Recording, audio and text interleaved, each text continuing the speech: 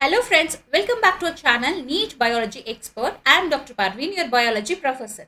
In this lecture series, we are studying about the class 1 first unit diversity in the living world. In this particular lesson, we are going to study about taxonomic classification history. Okay, so let's see. We have so many different types of organisms living on this earth.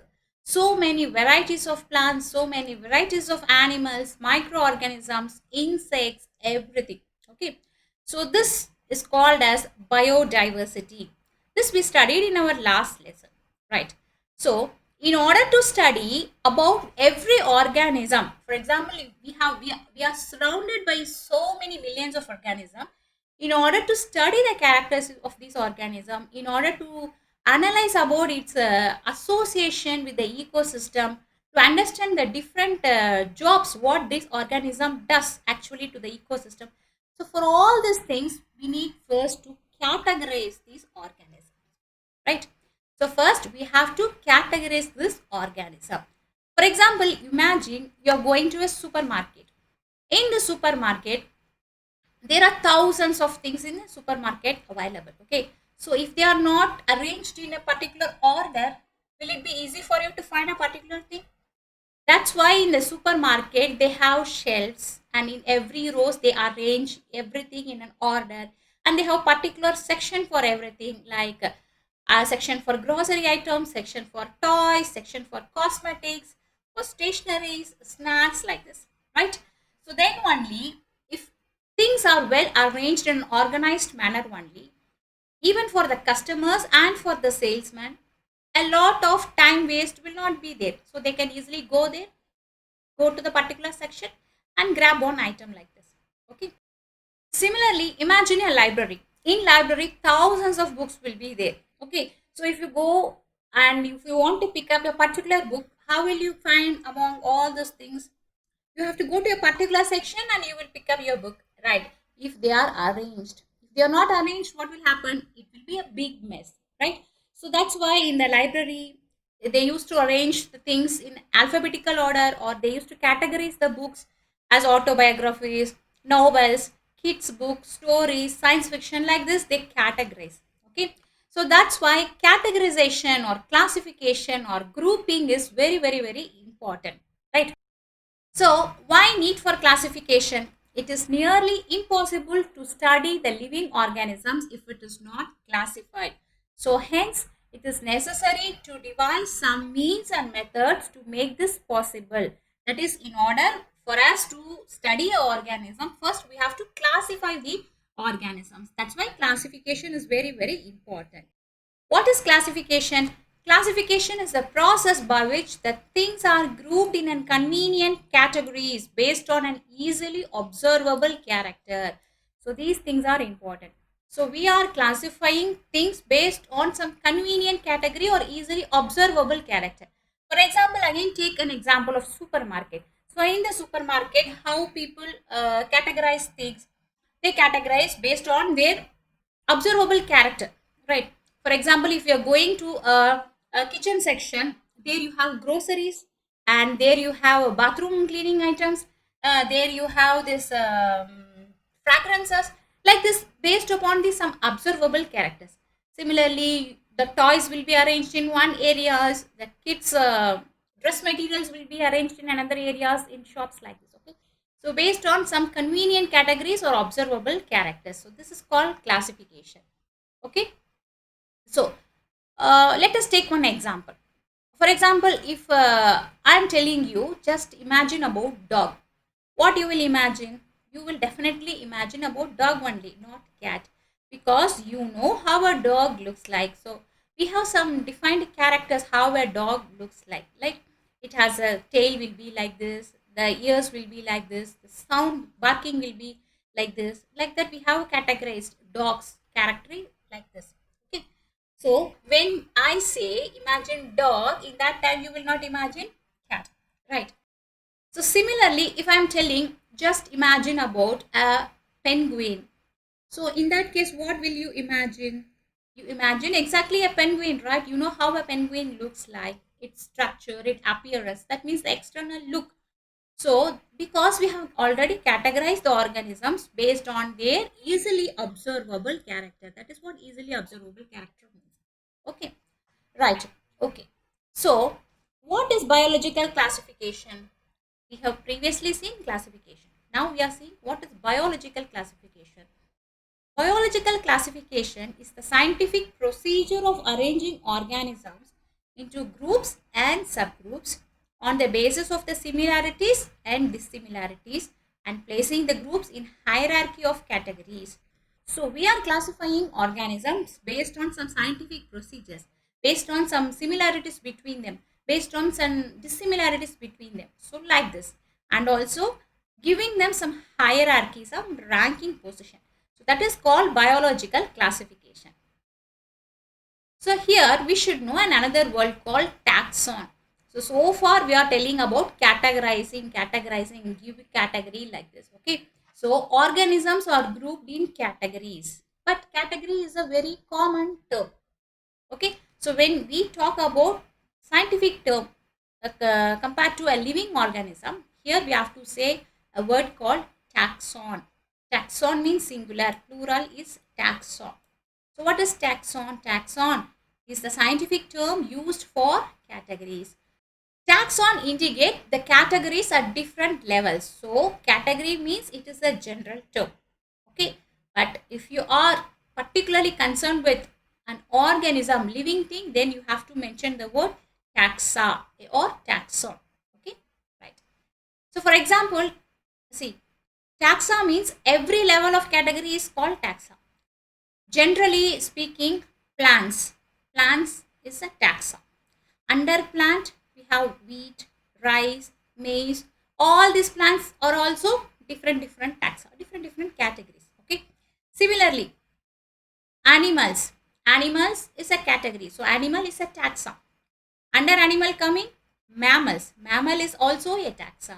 Under mammal coming dogs, cats, they are also taxa. So every category, every level is called taxa. Okay, right. Now, what is taxonomy? So, how we are arranging the organisms based on the characteristics living organisms can be classified into different taxons. This science of classification is called taxonomy. So, the science of classifying the organisms is called taxonomy. So, it is based on the external appearance of the organism and internal structure of the organism or where the organism is living, its ecological information, its life cycle, development process like this. We have many categories or many stages in giving a taxonomical category of an organism. So, what is the meaning for the word taxonomy? Taxonomy, taxes means in Greek arrangement. Nomos means laws. So, what is the definition for the word taxonomy? The science of arrangement of living organisms along with the classification, description, identification and naming of organisms including flora, fauna and microbes. Okay. So, taxonomy means not only classifying, we are describing how it looks and we are identifying with some points and we are giving name to the organisms. Okay, which organisms? All plants, all animals, all microbes. So everything comes under this taxonomy, that is science of arrangement of organisms. Okay, so the word taxonomy was coined by Augustine Pramas de Candolle in 1813. He is Augustine. He coined the word taxonomy. And this gentleman, Aristotle, is called father of taxonomy. You should remember all these important points. Aristotle is called father of taxonomy. Carolus Linnaeus is called father of modern taxonomy.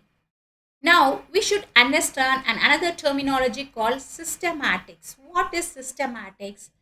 Biological systematics is the study of the diversification of living forms, both the past and the present, and the relationship among living things through time. This is very important.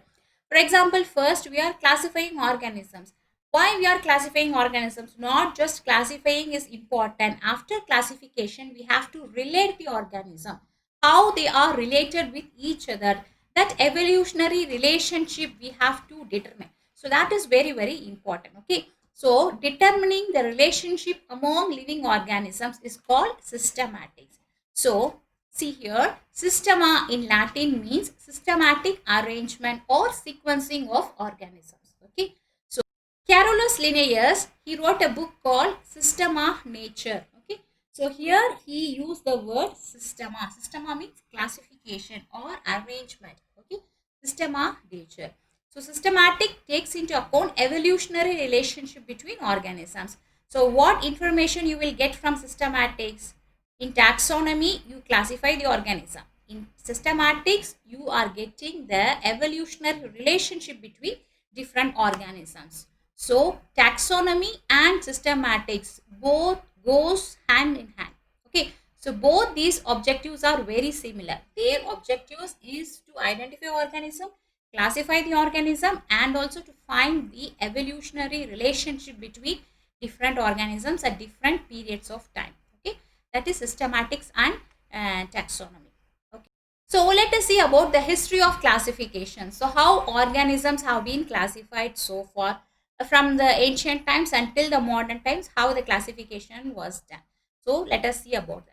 So the first one is called ancient system. Ancient system means our ancestors, our forefathers, they followed this method. Okay, the ancient man, they followed this method.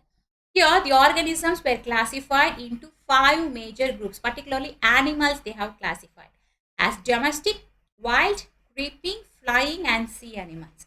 So how ancient man classified the animals? Based on where the animal is living, habitat, place of living, and morphology, how the animal looks like, and whether the animal is useful or harmful to the man.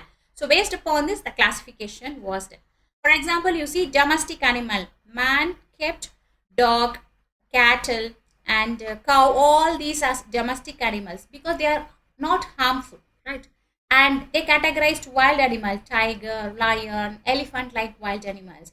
And they categorized creeping, whichever creeps, they categorized them as creeping creatures. Flying, all the birds were categorized as flyers, sea animals like this. This is ancient system of classification. After that came Aristotle. Aristotle came in 384 to 322 BC. He classified the animals in his book called Historia Animalium. This is book written in Latin and its English name is called History of Animals. He classified animals, wide range of animals Aristotle classified. That's why he is called father of zoology. Okay. So let us see how Aristotle did this classification. So first he classified plants based on the size of the stem. So whether the stem is very thin, slender, or whether it is like a hard wood or it is very bushy. So depending upon this method, by the appearance, he classified plants as soft stem plants as herbs, woody stem plants as trees, and several stem plants as shrubs. Okay. So 3 categories he basically gave for plants. And for animals, Aristotle classified animals based on habitat, where the animal lives and how it moves, locomotion, and whether it has blood or not. So depending upon what characters he observed, he classified animals. Okay. So the first one you see is terrestrial animal. Anything that walks, he put them under one category, terrestrial animal. Dog, cat, cow, sheep, goat, zebra, everything under walking terrestrial animal. Okay. Second category, whatever flies, he put them as aerial or flying category. All the birds, flying insects, everything comes under this category. Third one, whatever swims, he put them as aquatic, swimming category. Okay. So this is his classification on animals. And second, Aristotle classified organisms based on blood. For example, organisms like cockroach, they don't have red blood, hemocyte. So he classified them as anema. Anema means without blood. Mia means blood. Okay. A means absent. No blood. Without blood. So he put cockroaches and whatever has that white blood, he classified them as anema. The second category was animals or insects with blood. Ticks, mites, mosquitoes, everything he put in another category, anema. Okay. So this classification based on what he observed, based on what he characterized. So this is called Aristotle's system of classification. But in this Aristotle system of classification, there are some limitations. What are the limitations? Let us see one example. First, Aristotle classified the organisms based on the habitat as terrestrial and aquatic. Okay. For example, you take an example of a tadpole. The frog lays eggs in the water. Okay. The embryo develops and it grows into tadpole. This tadpole has the life cycle inside the water. During that time, it has gills, right? Once in his metamorphic stages, the tadpole develops into an adult frog and it comes out of the water. During that time, it gains lungs. Okay, so when the tadpole metamorphosed into adult frog, it develops lungs. So in this category, according to Aristotle classification, whether he will put frog as an aquatic animal or a terrestrial animal. So there is a confusion existing because frog is an amphibian. It lives both in water and also on land, right? So like this, some limitations are there in the Aristotle category. Second thing, he also classified whatever flying as birds, but there are some birds which are not able to fly, like ostrich, kiwi, chinamu, penguin, emu. These are the birds. They are birds. They lay eggs, everything, but they could not able to fly. So we cannot say that they are not birds, right? So here also there is a limitation in the Aristotle system. Okay. So despite of these limitations, people followed Aristotle's system of classification for more than 2000 years. That means till up to 1700th century, Aristotle system of classification has been followed. That's why he is called as father of zoology. Then next to Aristotle, Aristotle is the student of Plato. Okay, disciple of Plato.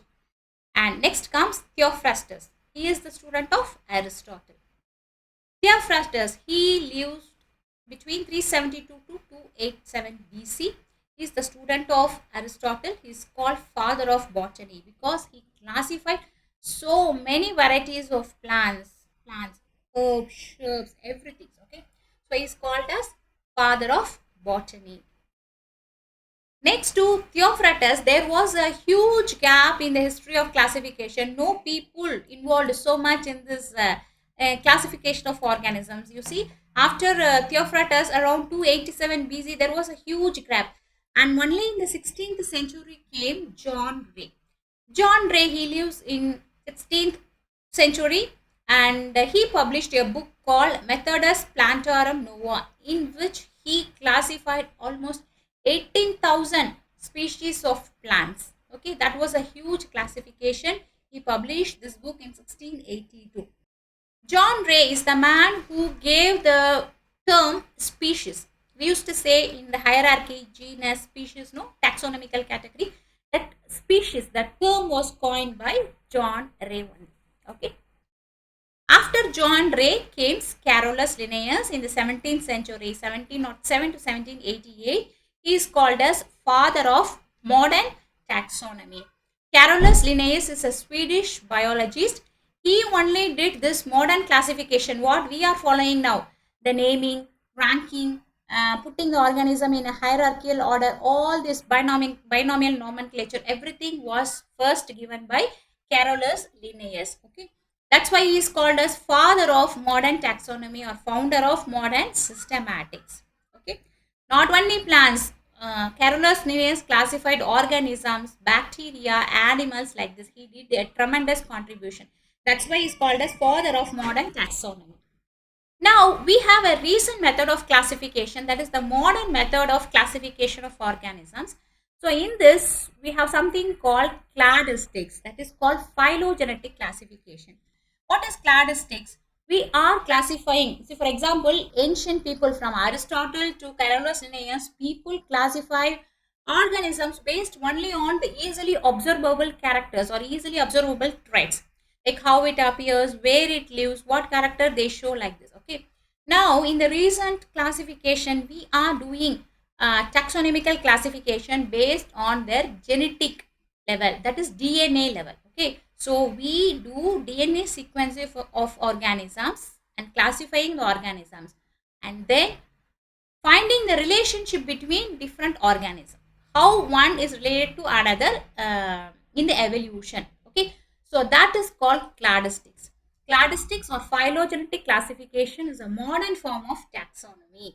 It places organisms on a branched diagram called cladogram. Cladogram is something like family tree based on some traits such as DNA similarities between the organism and its relationship. Okay, look at this picture. This is a cladogram or a phylogenetic tree. Both are same. What is a cladogram? A cladogram is a diagram showing evolutionary relationship between different species or groups of organisms. Okay, so how could you determine a relationship between organisms using this picture? Let us see how to look at this cladogram. See, in this picture we are going to identify the relationship between these organisms. For example, sharks, ray fin fish, amphibians, primates, rodents, rabbits, crocodiles, and birds. Seven organisms. Okay, so how they are evolutionary related, that's what we are going to look in this picture. Okay, so here look at this on this right corner. These are the triads, or these are the characters based on which they are classified. Okay, so you have to go in this direction. Okay, so first one you should take from here. This is the first character, the lower most in this cladogram is your first character.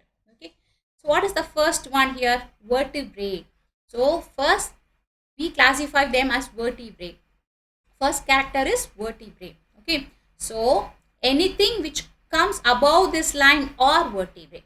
That means sharks, this fish, amphibians, primates, rodents, crocodiles, birds, all are vertebrates. Understand? Second character is bony skeleton.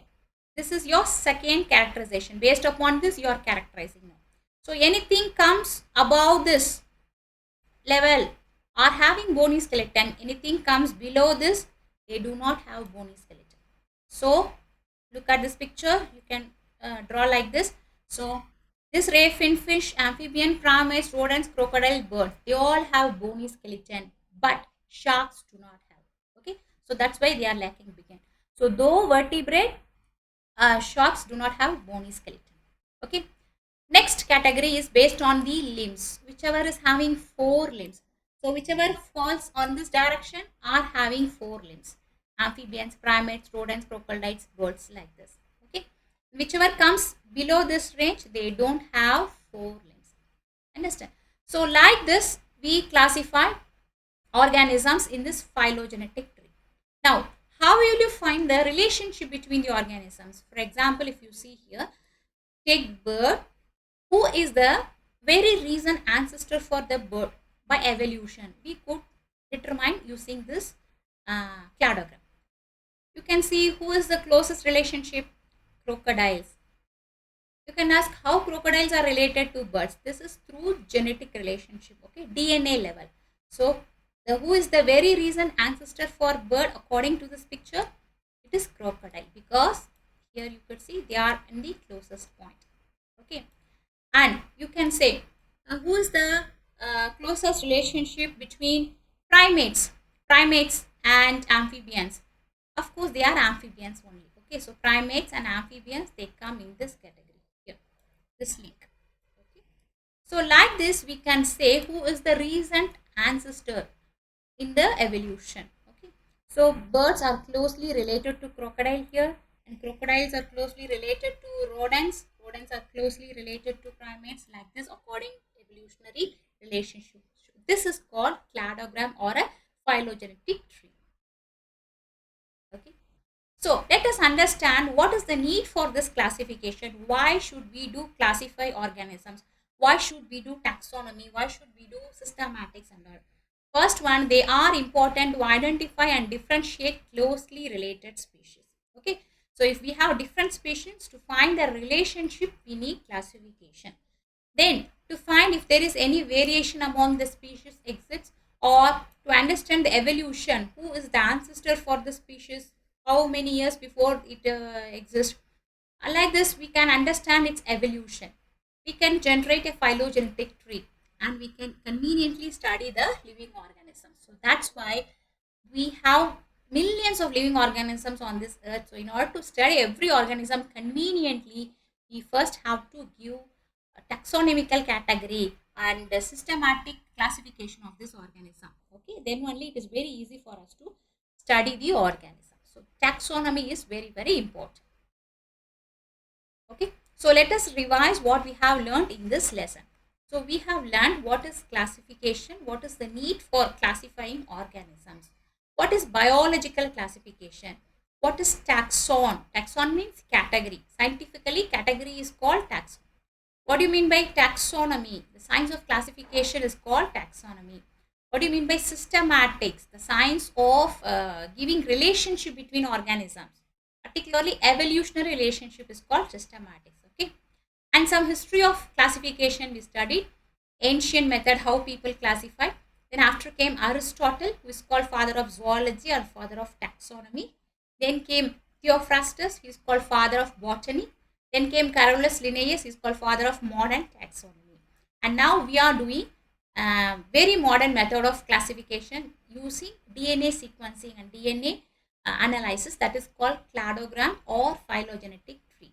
And what is the use of taxonomical classification? These are the topic we learned in this lecture today. I hope you like this lecture. Our next class will be on taxonomic categories. If you like this lecture, please give a like and share this with your friends. And don't forget to subscribe to our channel, NEET Biology Expert. Thank you.